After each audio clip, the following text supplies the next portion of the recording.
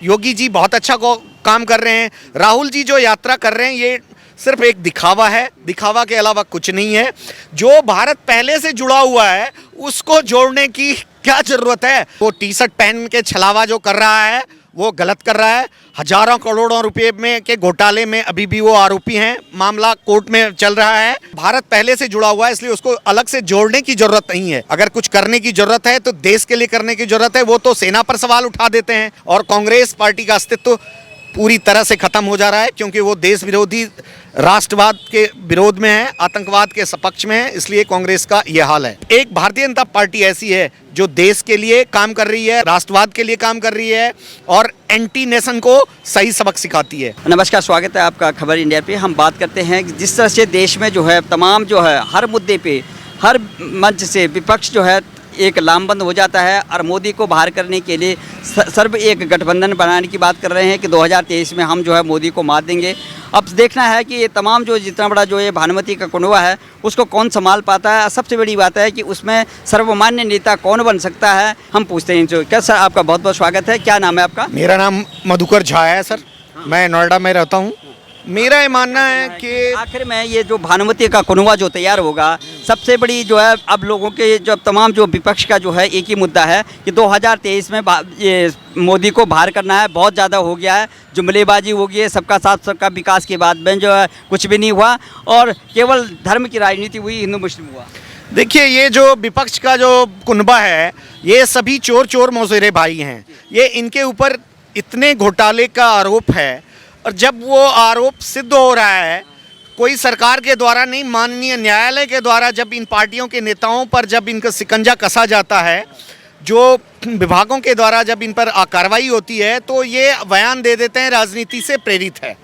जबकि सरकार का पैसा, सरकार का घाटा, राजस्व घाटा अगर होता है तो माननीय न्यायालय, वो चाहे उच्च न्यायालय हो, चाहे सर्वोच्च न्यायालय या जिला न्यायालय हो, तो उनको संज्ञान लेना पड़ता है। और जितने समाज सेवी हैं या एनजीओ संगठन हैं वो अगर कोई याचिका दायर करते हैं, आज का न्यूज है कि माननीय केजरीवाल जी ने 164 करोड़ रुपया एडवर्टाइज पर खर्च कर दिया।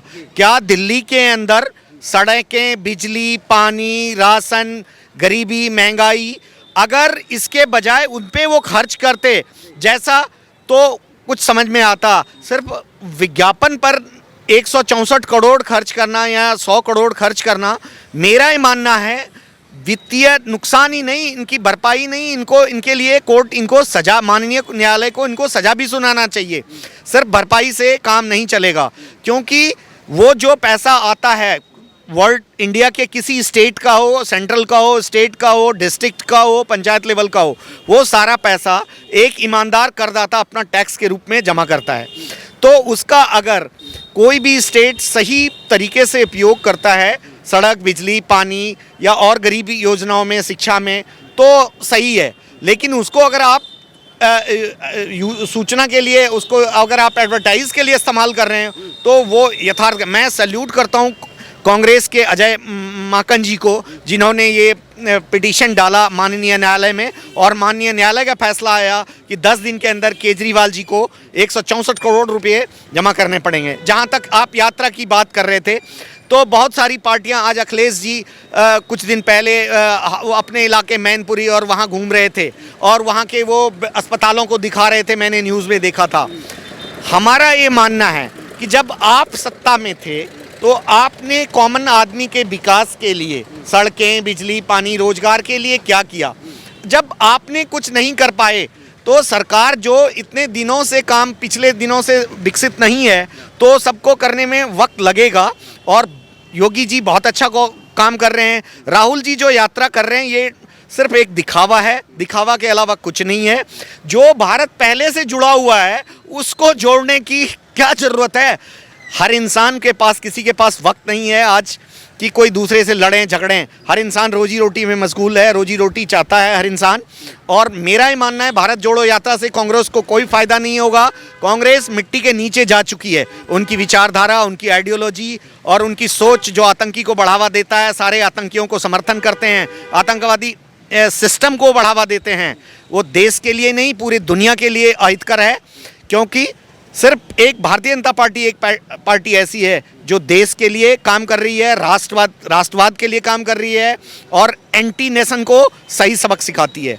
तो मैं राहुल गांधी का कहना है कि इन्होंने देश तोड़ने ही नहीं, इन्होंने मन में ऐसे विभेद पैदा कर दिया है, हिंदू मुस्लिम, छोटी जाति बड़ी जाति, भारतीय जनता पार्टी ने, मैं उनको जोड़ रहा हूँ कन्याकुमारी से कश्मीर तक, और वह कन्याकुमारी में जा कर के जो है लाल चौक पे ये झंडा फहराऊंगा। सर देखिए, राहुल गांधी को एक्चुअली इतिहास का ज्ञान है नहीं। वो जन्म से ही नेता बने हुए हैं, वो नेता की काबिलियत उनमें एक भी नहीं है। उनको बेटर हो कि वो फिल्मी दुनिया में चले जाएं, वहीं वो सक्सेस हो पाएंगे। राजनीति की समझ उनको है ही नहीं। और कांग्रेस की जहां तक आप बात करें या राहुल गांधी की बात करें, तो राहुल गांधी को यही पता नहीं है कि कौन सा एरिया कहाँ है, किस भौगोलिक स्थिति का पता नहीं, भारत की सांस्कृतिक धरोहर की पता नहीं, भारत के संस्कार का पता नहीं, सनातन धर्म का पता नहीं है। बस यात्रा, अगर आप उनको यात्रा करना है तो कोई जो ये जोड़ने की बात कर रहे हैं, आज के व्यवस्थित दौर में, आज के व्यस्त दौर में हर इंसान अपनी रोजी रोटी कमाई के लिए घर से निकलता है, शाम को आता है। उनको यात्रा देखने का फुर्सत नहीं है, यात्रा करने का फुर्सत नहीं है। अगर वो इसके बजाय राष्ट्रहित की बात करें, आतंकवाद पे बात करें, देश को मजबूत करने के लिए बात करें तो अच्छा होता। तब मैं मानता कि वो सही राह पे जा रहे हैं। और जितने टुकड़े टुकड़े गैंग हैं उनको वो साथ में ले रहे हैं। जेएनयू के जो कट्टर देश विरोधी लोग हैं उनको साथ में ले रहे हैं। और ये टुकड़े टुकड़े गैंग को साथ में लेकर चलने से उनका ही नहीं, उनकी पार्टी का भी नुकसान हो रहा है और उनकी छवि भी खराब हो रही है और लोगों का मन कांग्रेस से पहले से ही उठा पड़ा है। जो भी बचा खुचा है वो भी समाप्त हो जाएगा। इसलिए इतने ठंड पड़ रही है, इतने गर्माहट है उनमें, इतने आक्रोशित हैं वो, इतने जो है माइनस के आसपास जो है टेम्परेचर चल रहा है, वो फिर भी जो है एक टी शर्ट में है। कहना मुझे गुस्सा है, मेरे देश में जो है इस सरकार ने जो है ऐसी जो है व्यवस्था बना दी है, लोगों को कपड़े पहनने के लिए नहीं है। मैं इसलिए जो है मैं भी इसे एक टी शर्ट में चल रहा हूँ। क्या लगता है? सरकार बहुत अच्छा काम कर रही है। वो टी शर्ट पहन के छलावा जो कर रहा है वो गलत कर रहा है। हजारों करोड़ों रुपए में के घोटाले में अभी भी वो आरोपी हैं। मामला कोर्ट में चल रहा है, ठीक। और जितने भी हेराल्ड केस में भी वो अभी जमानत पर हैं। वो लोगों को गुमराह कर रहे हैं, लोगों को मैनिपुलेट कर रहे हैं, लेकिन लोग उनके बहकावे में नहीं आने वाले हैं। आज के बच्चे, आज के लोग पढ़े लिखे हैं। अगर पढ़े लिखे नहीं भी हैं तो उनको पता क्या है कि सही क्या है और गलत क्या है। देश इस तरह से नहीं चल सकता है और भारत पहले से जुड़ा हुआ है, इसलिए उसको अलग से जोड़ने की ज़रूरत नहीं है। अगर कुछ करने की ज़रूरत है तो देश के लिए करने की ज़रूरत है। वो तो सेना पर सवाल उठा देते हैं। तो देश के हमारे जो वीर सैनिक, जिसकी वजह से हम आज सुरक्षित हैं, जिसकी वजह से हम आसानी से कहीं जा सकते हैं, मैं उन देशवासियों को, देश के सैनिकों को सैल्यूट करता हूं। और ऐसे नेता जो कांग्रेस के और भी कई नेता हैं, मल्लिकार्जुन खड़गे और एंटोनी और ये सलमान खुर्शीद, जो अपने रोटी सेकने के लिए कांग्रेस की विचारधाराओं को तो नष्ट कर ही रहे हैं, साथ ही सेना पर सवाल खड़ा करके देश के सम्मान को भी वो नुकसान पहुंचा रहे हैं। और जहां तक टी शर्ट का मामला है, वो सिर्फ पॉलिटिकल स्टंट है, इसके अलावा कुछ नहीं है।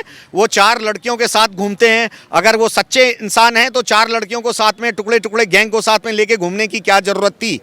और अगर वो बिना उसके भेदभाव के घूमते, लोगों को और नहीं बरगलाते, तब मैं मानता उनका जोड़ो यात्रा। वो देश को गुमराह कर रहे हैं, लोगों को गुमराह कर रहे हैं, लेकिन कोई गुमराह होने वाला नहीं है।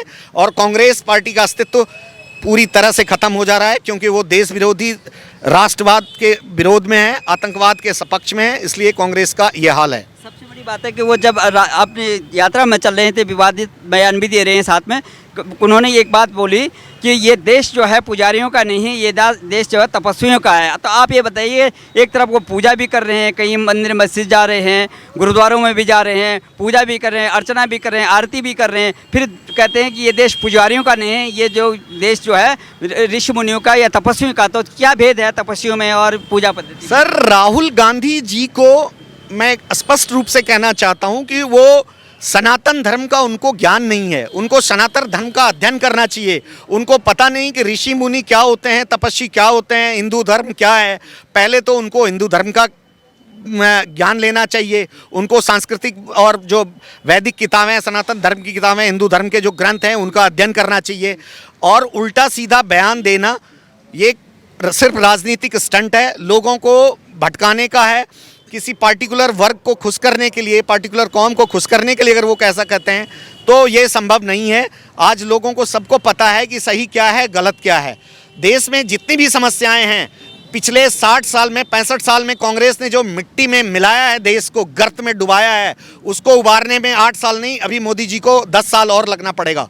और मोदी जी जिस हिसाब से कोशिश कर रहे हैं, वो अकेले अपने लेवल पे, इंडिया लेवल ही नहीं, बहुत सारे फैक्टर हैं। जलवायु परिवर्तन है, सड़कें, बिजली, पानी, अशिक्षा, बेरोजगारी, क्राइम कंट्रोल, बहुत सारे चीज़ें। G20 के शिखर सम्मेलन हैं। आज देखिए आप पाकिस्तान का क्या हाल है।